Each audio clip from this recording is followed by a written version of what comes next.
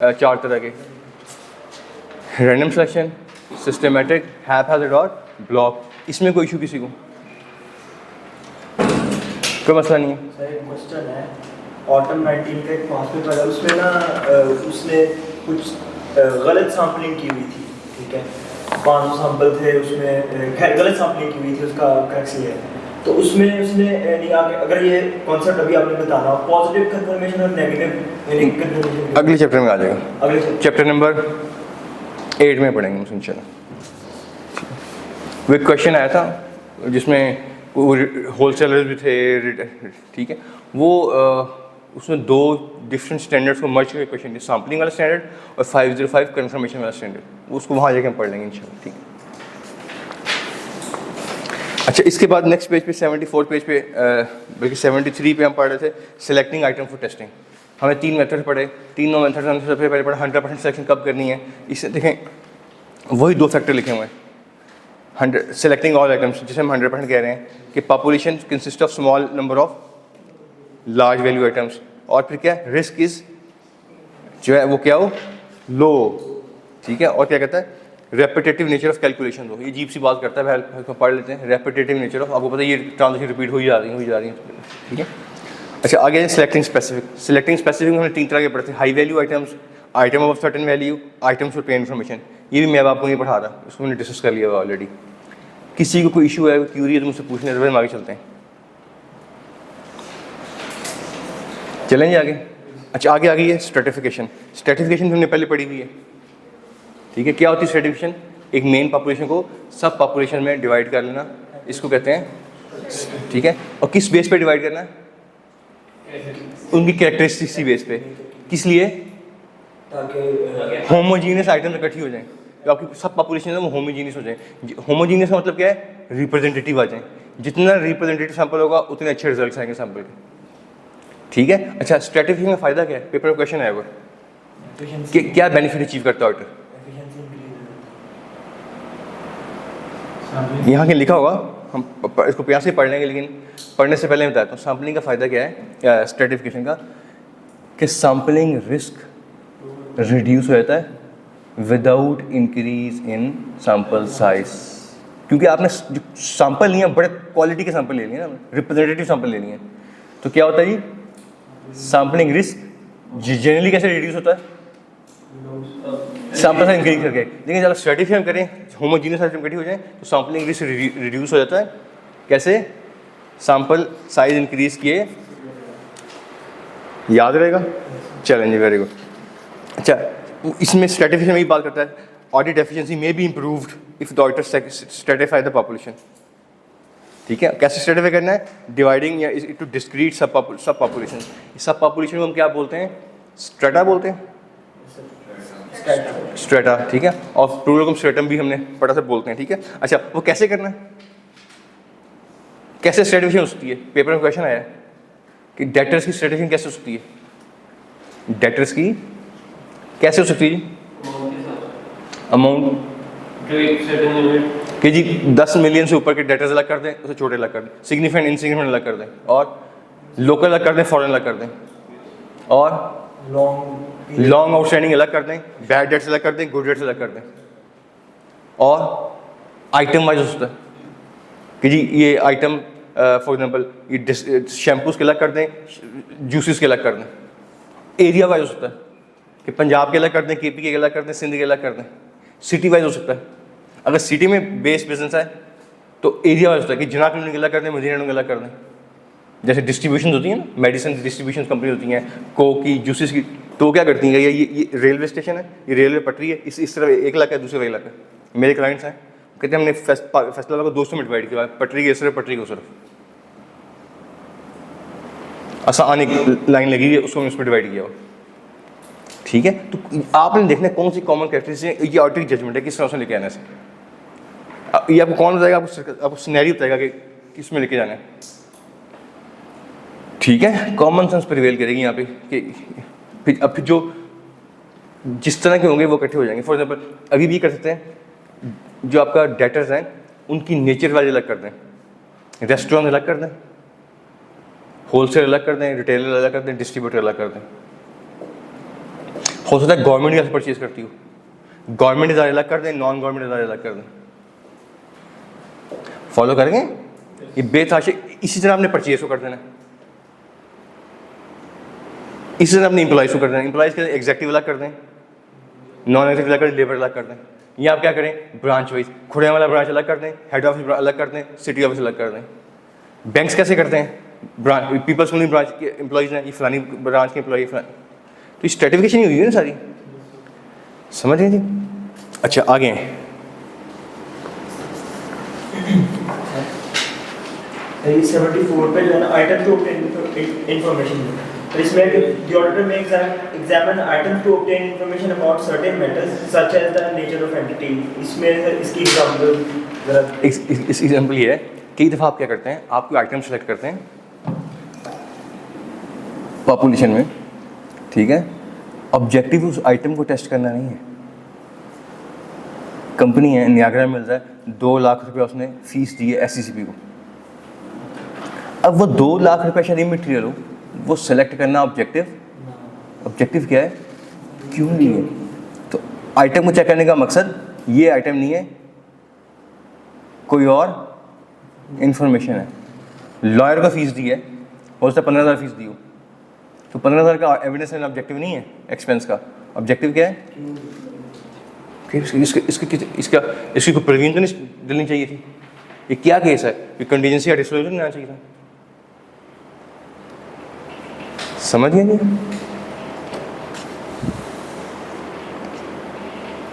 Second line में कहता है कि टेस्ट ऑफ डिटेल में कई दफ़ा पॉपुलेशन को मॉनिटरी वैल्यू के हिसाब से भी कर लेते हैं, ठीक है। हमने पढ़ लिया, हमने 8-10 तरह से पढ़ लिया, मैंने डिफरेंट एग्जांपल्स दिए ना आपको, province wise, geographically, nature wise, goods की नेचर वाइज, कस्टमर की nature wise, area wise, good है, कितनी एग्जांपल में डिस्कस करनी है, वो वही बातें कर रहे हैं। फिर 4th लाइन में कहता है सिमिलरली पॉपुलेशन में भी stratified according to particular characteristic. मैंने आपको 5, 7, 8 करेक्टरिस्टिक बता दी हैं। इसने क्या रिस्क, हाई रिस्क अलग कर दें, लो रिस्क अलग कर दें। वो डेटर्स में लो रिस्क कौन से होंगे, जो बैड डेट्स हैं, ठीक है। तो ये आपको सिनेरियो बताएगा, इसलिए मैं इस पैराग्राफ को स्किप कर रहा हूँ। इसी लाइन में आखिर में बात करते हैं, for example when testing allowance for debt, वही बात कर रहा है बात जो मैंने आपको एग्जाम्पल्स दी, ठीक है। अच्छा अगली बात बड़ी इंपॉर्टेंट है, कहते हैं जो रिजल्ट है ना उस पॉपुलेशन के, आपने क्या किया, एक पॉपुलेशन थी आपके पास, आपने उसको 4 स्ट्रेटास में डिवाइड कर दिया, ठीक है, 1, 2, 3, 4, किसी भी नेचर के से। अब आपने क्या किया, 5 सैंपल यहाँ से लिए, 5 यहाँ से लिए, 5 यहाँ से लिए, 5 यहाँ से लिए। अब ये 5 सैंपल लिए ना, इसके रिजल्ट्स को प्रोजेक्ट करना है सिर्फ और सिर्फ इसी स्ट्रेटा पे, इसके पूरे 20 सैंपल लेके 20 के फिर कर दिए, फायदा खत्म हो गया, तो मसला ही खराब गड़बड़ हो गया सारा, ठीक है। तो आपने क्या करना है, उस सैंपल के रिजल्ट को उसी सब पॉपुलेशन पे प्रोजेक्ट करना है, और रिजल्ट क्या निकलेगा आपका, projected error of strata 1 plus NMLS error of total error of population 1, ऐसी पॉपुलेशन 2, ऐसे ही 3 और यूं ही 4। ये क्या निकलेगा, total error of the whole population. इसको आप कंपेयर करेंगे मटेरियलिटी, परफॉर्मेंस मटेरियलिटी लेवल से। किसे करेंगे जी, इन नजर आ रहा है वो नीचे चला गया, क्लियर है जी। ये सारी बात करते हैं यहाँ पे। सर ये टोटल एरर आ रहा है, इसको हम प्रोजेक्ट नहीं करेंगे या इसको कर सकते हैं, जो टोटल एरर क्यों करना है, टोटल एरर कैसे बना है, आपने प्रोजेक्टेड एरर, इसका प्रोजेक्टेड एरर, इसका एरर, इसका एरर, इसका एरर, सबको तो आपने ले लिया, अभी भी क्यों करना है, ज्यादती है, क्यों जुल्म कर रहे हो आप क्लाइंट पे, ठीक है। अगले पेज पे कहता है सेकंड लाइन में, projected misstatement of each stratum are then combined, किस लिए कि टोटल, इसमें टोटल क्लास ऑफ ट्रांजैक्शन में अकाउंट बैलेंस में कितना एरर है, समझिए। अच्छा ये इससे प्रोजेक्टेड एरर की बात कर रहा है, मैंने आपको एनएमएलएस एरर ही पढ़ाया हुआ है, वो भी साथ साथ चल रहा होता है ना। अच्छा अगर किसी का एनएमएलएस एरर नहीं है तो वहाँ 0 आ जाएगा, 0 यहाँ पे नहीं है। अच्छा कि प्रोजेक्टेड एरर नहीं है तो यहाँ 0 आ जाएगा, जो भी है जितना भी है, ठीक है, याद रहेगा। अच्छा आगे इंपॉर्टेंट टॉपिक है, ये पेज नंबर 72 से निकला है। अगर 72 पे आप सेकंड लास्ट बुलेट में है ना, व्हाट थर्ड लास्ट बुलेट में, व्हाट कॉन्स्टिट्यूट अ मिसस्टेटमेंट और deviation, what constitute a misstatement और व्हाट कॉन्स्टिट्यूट्स अ मिसस्टेटमेंट और, इस सुनना जरा बड़ी इंपॉर्टेंट चीज़ है। जब आप अभी हम सैंपल ले रहे हैं, अभी हम सैंपल लेना है और फिर उस पर प्रोसीजर परफॉर्म करने हैं, तो सैंपल लेने से पहले के डिसीजन है, ठीक है, 6 डिसीजन पढ़ते जा रहे हैं। अच्छा स्टैंडर्ड ही कहता है कि आपको पता होना चाहिए कि जब आप सैंपल लेंगे उस पर प्रोसीजर परफॉर्म करेंगे, किसको एरर कहेंगे, किसको कहेंगे एरर नहीं है, या किसको डेविएशन कहेंगे, किसको कहेंगे डेविएशन नहीं है। समझ गए? मैं कुछ एग्जांपल देता हूँ। आप टेस्ट ऑफ कंट्रोल कर रहे हैं HR सिस्टम का, एक एम्प्लॉई है आपका, सैलरी जा रही है, अटेंडेंस नहीं लग रही उसकी, ठीक है, समझ गए ना?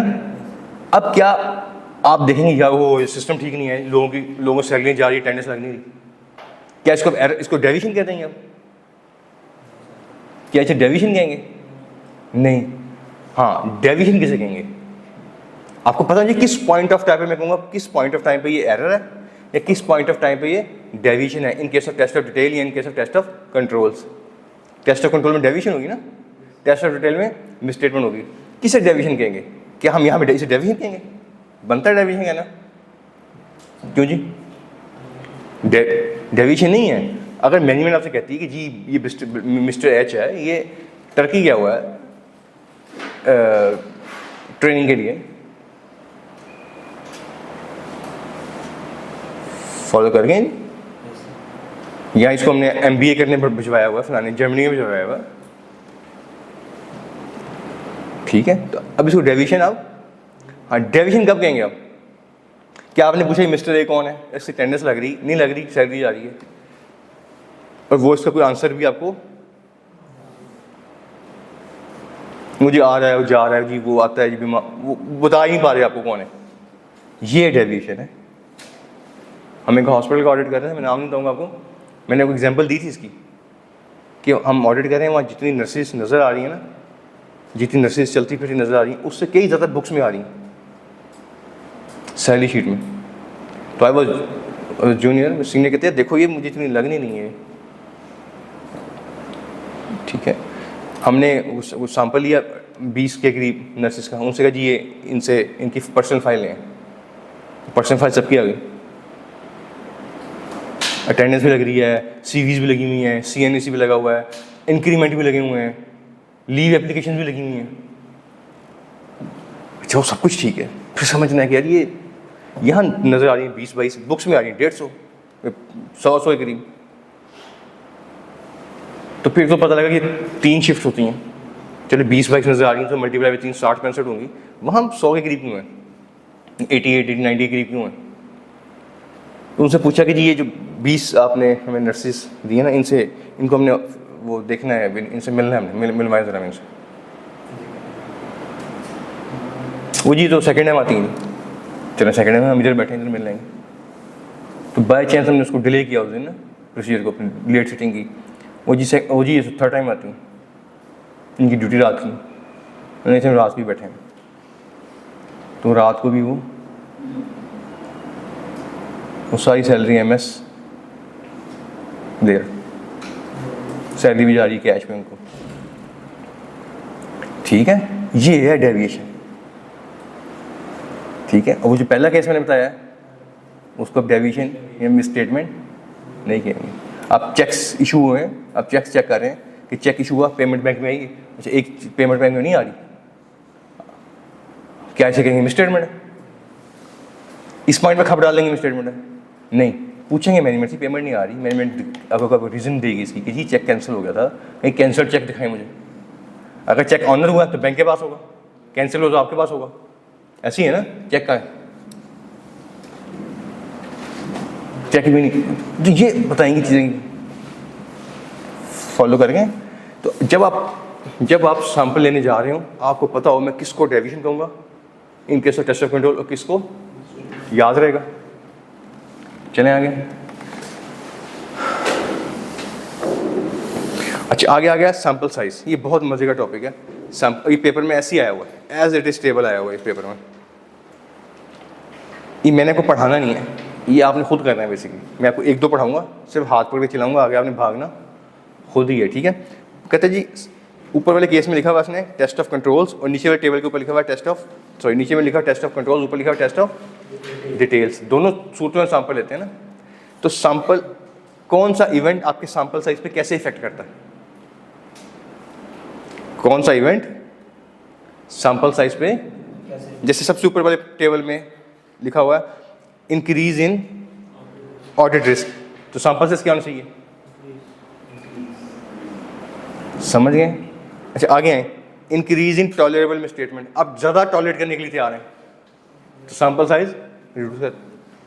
अगर टॉलरेबल लेवल कम होगा, वही फ्रूट की रेडी वाली मैंने एग्जांपल दी थी कि आप एक एक फ्रूट भी चेक करेंगे, आप टॉलरेट करने को तैयार नहीं है,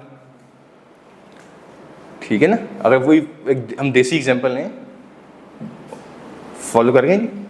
अच्छा आगे आए, इंक्रीज इन एक्सपेक्टेड मिसस्टेटमेंट, यानी ऑडिटर एक्सपेक्ट्स कि जो ऑडिटर एक्सपेक्ट कर रहा है कि इस पॉपुलेशन में मिसस्टेटमेंट होगी, इंक्रीज, ठीक। अब ये आप पहली मतलब पढ़ें, ठीक है, ये एक कॉमन सेंस है। अच्छा फोर्थ पॉइंट छोड़ दे, खुद पढ़ लीजिएगा। Number of sampling unit in population, population में कितने यूनिट्स हैं, ये याद रखना है कि इसका कोई ताल्लुक नहीं है।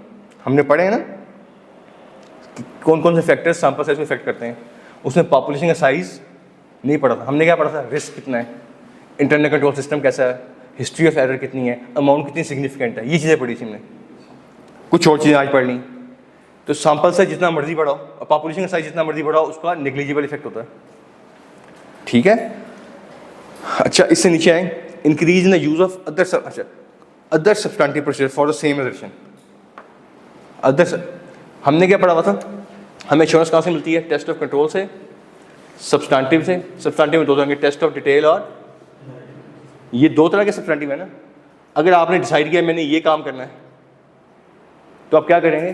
टेस्ट ऑफ पॉपुलेशन का साइज कम होगा, क्योंकि आपने कुछ और भी सब्सटेंटिव करने हैं। अच्छा अगर आप दूसरे केस में डिसाइड करें कि मैंने और कुछ नहीं करना,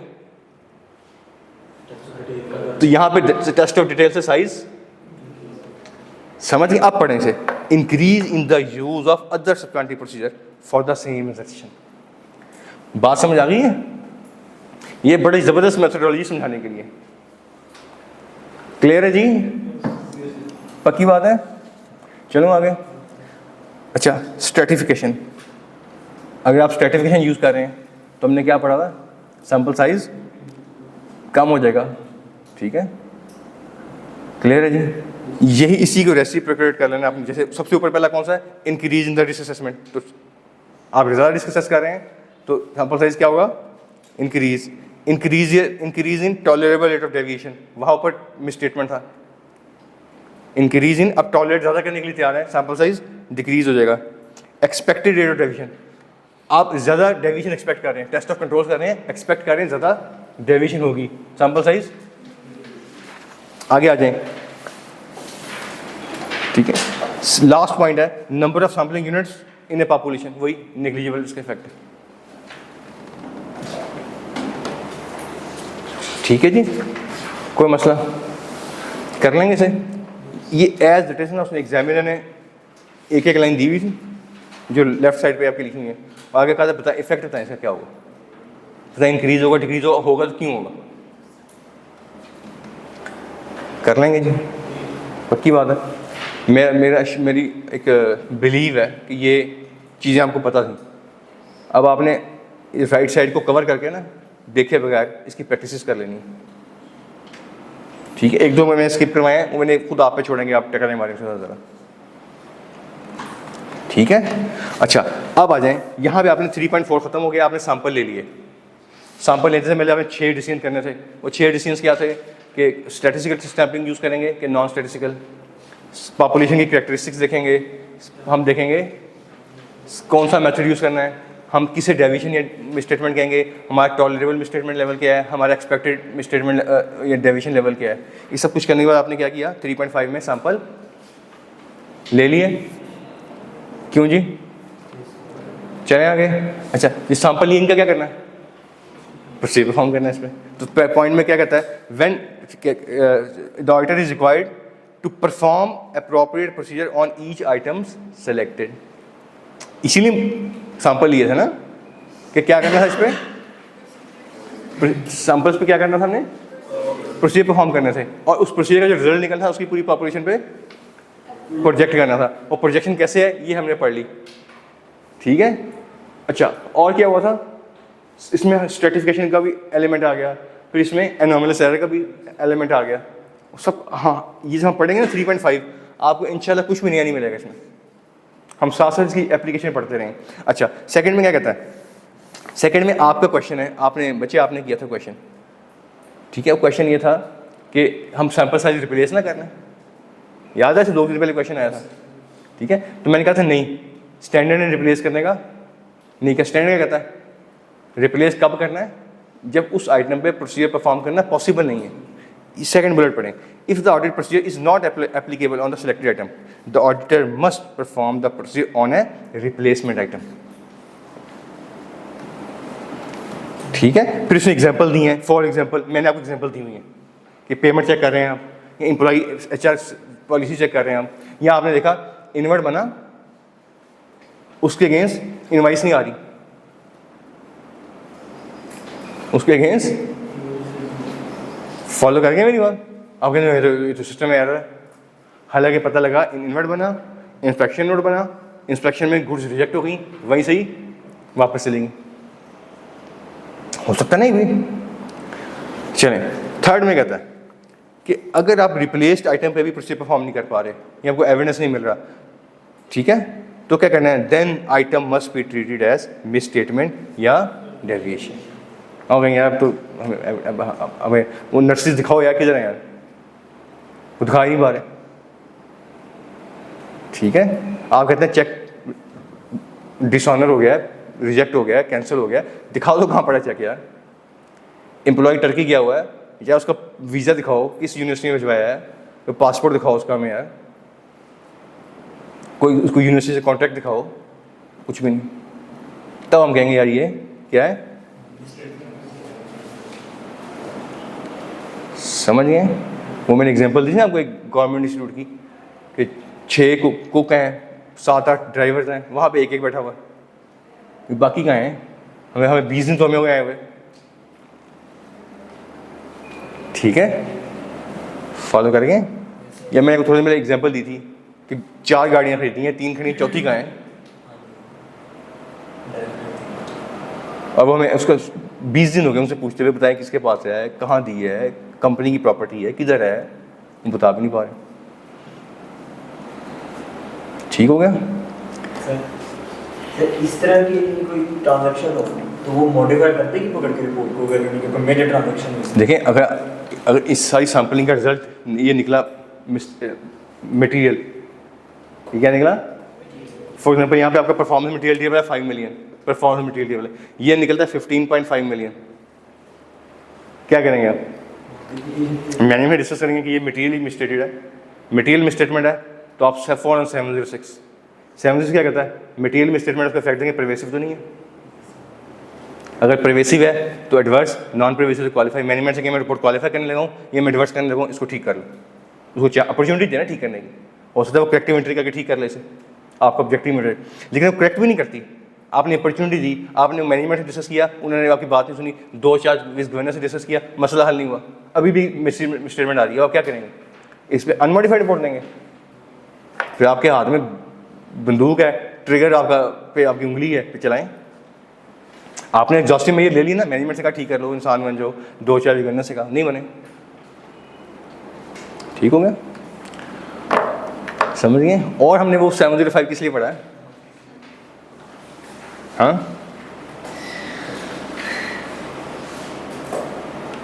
अब हर चीज़ हमारे एटम बम की तरह थोड़ी हमने इस्तेमाल ही नहीं करनी। Yes sir. चलें जी आगे, 3.5 क्लियर है। अच्छा, 3.5 में ना आगे बड़ी इंपॉर्टेंट बात करता है कि द ऑडिटर इज रिक्वायर्ड, ये बहुत इंपॉर्टेंट बात है, to to investigate the nature and cause of the error. जब आप ऑडिट से फॉर्म करेंगे ना, आपको मिसस्टेटमेंट्स मिलेंगी, तो आप देखेंगे कि ये किस तरह की मिसस्टेटमेंट है, नेचर क्या है, वजह क्या है इनकी मिस्टेक, क्यों हो रही है, क्यों हो रही है। होस्टा को पता लगा ये जो मिसस्टेटमेंट्स आ रही है ना, ये सिर्फ खुड़िया वाला ब्रांच में आ रही है, ठीक है। इसका मतलब वहाँ पे गड़बड़। अब क्या करेंगे, उस ब्रांच के सैंपल थोड़े से वहाँ पे प्रोसीजर डिफरेंट करेंगे ना। आप कहेंगे वहाँ पे हाई रिस्क है, हाई रिस्क है तो प्रोसीजर ज़्यादा परफॉर्म करनी चाहिए। हो सकता है पहले मैं 33 सैंपल नहीं हूँ, अब कहने 66 लो। समझ गए, nature and cause of the error. चलें आगे। क्या गलती हो रही है, कहाँ हो रही है? आपकी ये गलतियाँ निकल रही हैं सारी, ये मार्च के महीने में निकल रही हैं। सैलरी, जो मार्च की सैलरीज दी है उसमें गलती, सैलरी शीट गलत बनी हुई। तो अब आप क्या करेंगे, रिस्क हाई तो मार्च में एक्सटेंड करेंगे अपने प्रोसीजर्स। नेचुरली ऐसे करना चाहिए ना आपको। आगे वही बात करता है कि investigate the nature and cause of the misstatement deviation may lead to conclude the. आपको पता लगेगा कि मिसस्टेटमेंट कहाँ आ रही है, किसी पर्टिकुलर पीरियड में आ रही है, किसी पर्टिकुलर क्लास ऑफ ट्रांजेक्शन में आ रही है, किसी पर्टिकुलर लोकेशन में आ रही है। मैंने एग्जांपल दे दिया आपको। तो वहाँ पे आप क्या करेंगे, रिस्क इंक्रीज करके सैंपल साइज। इस समझ आ गई बात। मैं ये नहीं कि जो रिजल्ट निकली आ रहे हैं बस उसको अंधों की जगह बस रखी आ रहे हैं, बाद में प्रोजेक्ट किया, अल्लाह खैर चले घर चले गए, नहीं। उसकी नेचर देखिए, क्यों, क्या गलती आ रही और क्या कॉज क्या इसकी। अब चेक करेंगे तो नेक्स्ट पैराग्राफ कहता है, आपको पता लगेगा कि प्रॉब्लम लाइज, सेकंड लाइन में कहता है the problem lies with only one period, one type of transaction या वन लोकेशन। तो फिर वहाँ पे आप इन्वेस्टिगेशन ज़्यादा कर लेंगे, ठीक है जी। चलें, और तीसरा पॉइंट मैंने नहीं पढ़ाना आपको, मैंने पढ़ा दिया है, एनॉमलस एरर की बात करता है कि कई दफ़ा आपको गलती मिलेगी तो आपको पता लगेगा ये तो एनॉमलस एरर है, ये एनॉमली है। आपने क्या करना है, इसको वैसे ही रख लेना है और इसका ऑडिट, इसको प्रोजेक्ट नहीं करना। वेरी गुड, आधे नंबर, 5 में से आधे 2.5 नंबर मिलेंगे, बाकी 2.5 नंबर किसने लेने हैं? सर वो सैंपल में से भी रिड्यूस कर देना, कंफर्म करने के सफिशिएंट एप्रोप्रिएट ऑडिट एविडेंस लेंगे कि वाकई ही ठीक है, याद रहेगा।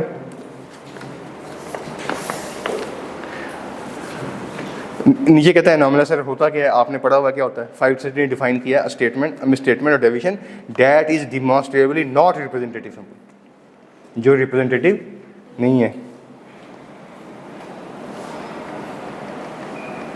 चलें आगे। आगे आएगा 3.6 प्रोजेक्शन। प्रोजेक्शन मैंने को पढ़ा दिए, प्रोजेक्शन में आपको कुछ भी नया नहीं पढ़ा रहा। क्या होती है प्रोजेक्शन, हमने ये पढ़ी है ना कि 20 की पॉपुलेशन ली, 4 आइटम्स गलत निकले बीच में से, हम क्या कहेंगे, आसान कर देते हैं 25%। 25% पॉपुलेशन मिसस्टेटेड है। हम देखें टोटल पॉपुलेशन का कंट्रोल टोटल क्या है, तो मल्टीप्लाई करके हम प्रोजेक्टेड एरर निकाल लेंगे। यही प्रोजेक्शन है ना, यही पढ़ी है। इसको फिर मैंने और कॉम्प्लेक्स कर दिया स्ट्रेटिफिकेशन के साथ और कॉम्प्लेक्स कर दिया एनॉमलस एरर के साथ। प्रोजेक्शन क्लियर है? अच्छा, यहाँ पे एक बात समझ लें, गौर से मेरी बात सुनिए। ये प्रोजेक्शन हम करते हैं, जो हम प्रोजेक्शन करते हैं, ये सिर्फ टेस्ट ऑफ डिटेल में करते हैं। टेस्ट ऑफ कंट्रोल में, मैं रिपीट करता हूँ, प्रोजेक्शन का ताल्लुक सिर्फ टेस्ट ऑफ, क्योंकि आपने मिस स्टेटमेंट की अमाउंट निकालनी है। आपने क्या निकालना है, मिस स्टेटमेंट की 25% सैंपल का में गलती है, तो ये हमारा कंसर्न ये नहीं। हमारा कंसर्न क्या था, टोटल पॉपुलेशन में कितनी गलती है, टोटल रिपेयर एंड मेंटेनेंस के लेजर में कितनी गलती है, टोटल परचेज के लेजर में कितनी गलती है, टोटल डेटर्स में कितनी गलती है। इसलिए हमने इसको क्या किया, सैंपल के रिजल्ट को, तो प्रोजेक्शन का ताल्लुक किससे है, डिटेल से। समझ गए? टेस्ट ऑफ कंट्रोल से। टेस्ट ऑफ कंट्रोल में प्रोजेक्शन नहीं करते, क्यों? देखिए, हम जब कंट्रोल चेक कर रहे थे ना, जब हम टेस्ट ऑफ कंट्रोल्स करते हैं ये वाले, तो हमारा ऑब्जेक्टिव होता है कंट्रोल्स स्ट्रॉन्ग है, वीक है। आपने फॉर एग्जांपल 25 सैंपल लिए, गौर से मेरी बात सुननी है। 25 सैंपल लिए आपने, 25 में से 8 सैंपल्स डेविएटेड निकले। अब क्या कहेंगे, कंट्रोल्स क्या है जी, वीक है।